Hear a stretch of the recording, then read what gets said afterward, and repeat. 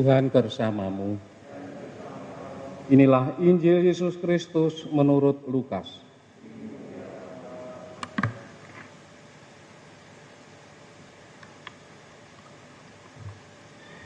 Pada suatu ketika berkatalah Yesus kepada murid-muridnya, "Camkanlah ini baik-baik.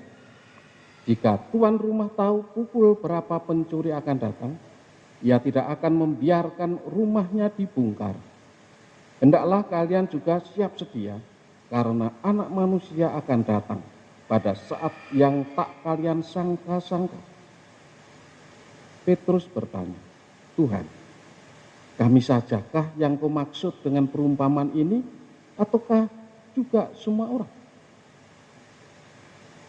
Tuhan menjawab, "Siapakah pengurus rumah yang setia dan bijaksana, yang akan diangkat oleh tuannya menjadi kepala atas semua hambanya untuk membagikan makanan kepada mereka pada waktunya?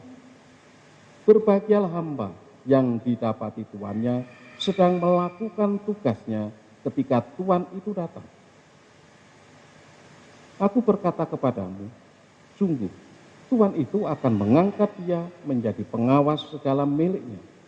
Tetapi jika hamba itu jahat dan berkata dalam hatinya, tuanku tidak datang-datang, lalu ia mulai memukuli hamba-hamba lain, pria maupun wanita, dan makan minum serta mabuk, maka tuannya akan datang pada hari yang tidak disangka-sangkanya dan pada saat yang tidak diketahuinya. Dan tuan itu akan membunuh dia serta membuat dia senasib dengan orang-orang yang tidak setia. Hamba yang tahu akan kehendak tuannya tetapi tidak mengadakan persiapan atau tidak melakukan apa yang dikehendaki tuannya, ia akan menerima banyak pukulan. Tetapi barang siapa tidak tahu akan kehendak tuannya dan melakukan apa yang harus mendatangkan pukulan, ia akan menerima sedikit pukulan. Barang siapa diberi banyak, banyak pula dituntut daripadanya. Dan barang siapa dipercaya banyak, lebih banyak lagi yang dituntut daripadanya." Demikianlah Injil Tuhan.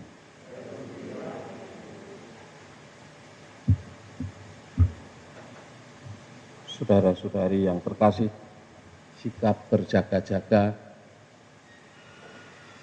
itu harus senantiasa kita lakukan kapan saja.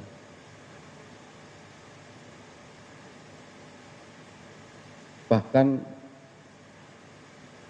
sebaliknya, sebagaimana dalam suatu organisasi atau suatu perkantoran atau bahkan juga gereja, panitia-panitia kalau membuat anggaran,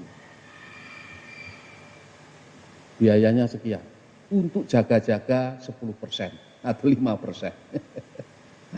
Hal ini tidak bisa diterapkan berjaga-jaga menantikan kedatangan Tuhan. Justru yang 90% itu kita harus setia dan bijaksana. Kalau ada kekeliruan karena ketidaktahuan kita cuma 10% saja umpamanya, maka kita kalau salah akan mendapat pukulan sedikit. Tetapi kalau yang berjaga-jaga sedikit kita melakukan kesalahan besar, memanipulasi anggaran 90% itu, pukulannya akan banyak. Jadi ini risiko menjadi pengikut Kristus. Orang mau mengabdi kepada Kristus, menjadi murid Kristus, mau melayani Kristus, ternyata juga ada risikonya, ada tuntutan dan risiko. Tuntutannya orang harus setia dan bijaksana. Dua nilai, kesetiaan dan kebijaksanaan. Mungkin ada orang membahasakan bahasa lain, supaya kita hidup dengan kasih yang bijaksana, itu juga tidak salah juga. Kasih bijaksana, atau bahasa lain diskreta caritas, cinta bijaksana. Karena apa? Karena seperti pengalaman Paulus dalam bacaan pertama. Paulus itu pengabdi Kristus yang unggul, yang jelek. sebelumnya penganiaya pengikut-pengikut Kristus, tapi mau terus selanjutnya setelah bertobat menjadi hamba Kristus. Hamba Kristus karena Kristus itu wujud kasih Allah kepada umat manusia yang nyata, yang bisa dilihat, bisa didengar, bisa diteladani. Maka apa yang dilakukan Paulus? Dia bersedia secara total mengabdi kepada Kristus. Berarti mengabdi kepada cinta kasih. Maka tidak heran kalau Tuhan semakin memberi anugerah demi anugerah kepada Paulus. Dulunya penganiaya jemaat, lalu diangkat menjadi saksinya, bahkan menjadi rasul bangsa-bangsa. Banyak melakukan perjalanan, mewartakan Injil Yesus Kristus. Lihat dinamika perkembangan. Dari orang berdosa terus menanjak-menanjak. Semakin dipercaya, semakin banyak diberi tanggung jawab. Jadi kalau kita itu jadi orang-orang yang setia dalam arti bisa dipercaya dan diandalkan. Boleh dikatakan uang itu akan datang sendiri. Jadi kalau pastor tidak bisa dipercaya dan diandalkan umat, itu rantangan tidak akan datang. Tapi kalau pastornya bisa dipercaya dan andalkan umat, itu pastor nggak usah minta pun akan datang. Bahkan berlebih itu sampai. Kulkas kadang penuh atau apa itu harus dikeluarkan lagi. Juga pekerjaan. Ya. Pekerjaan itu akan datang sendiri. Kalau kita memang jadi orang-orang yang bisa dipercaya dan diandalkan. Jadi kalau kita di hadapan Tuhan bisa dipercaya dan diandalkan Tuhan, kita kedapatan setia, rahmat demi rahmat akan terus dilimpahkan.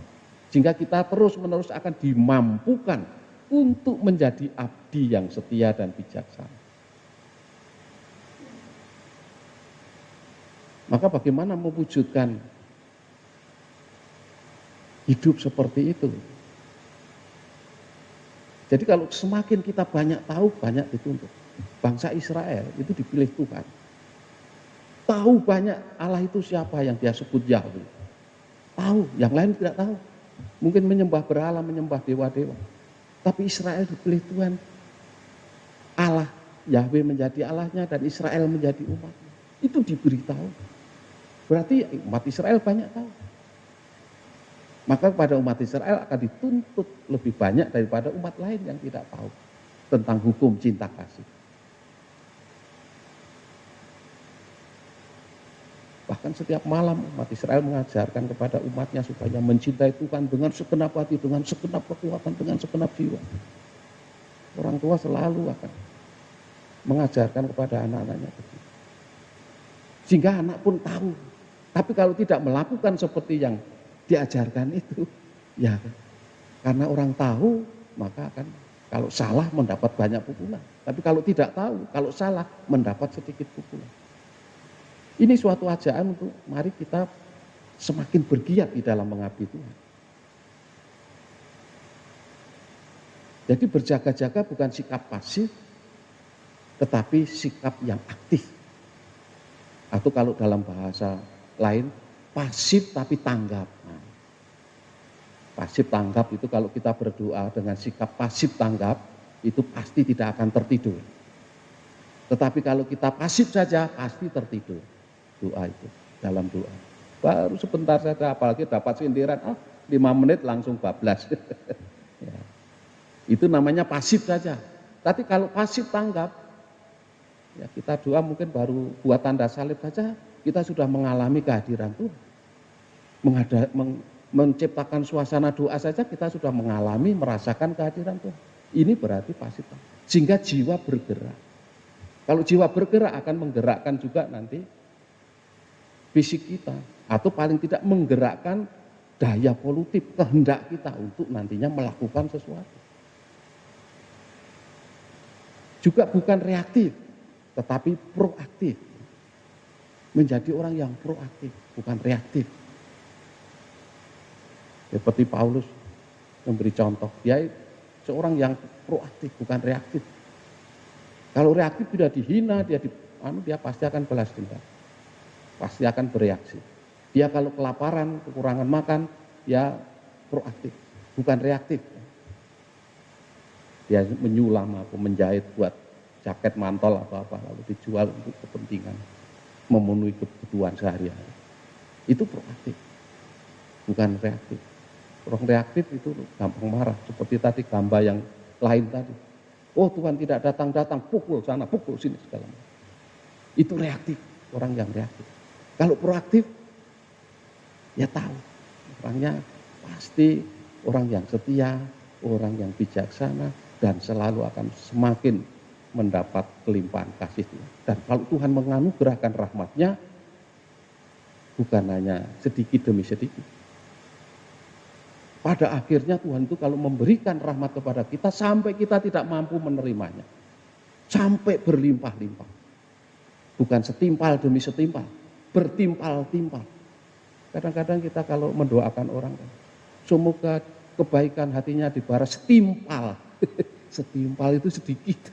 Hanya sekali saja satu entong atau satu sendok. Kalau Tuhan memberi itu sampai kita saja tidak. Buktinya apa? Kristus itu segala-galanya. Rohnya itu anugerah yang paling agung. Itu saja dicurahkan ke dalam hati kita.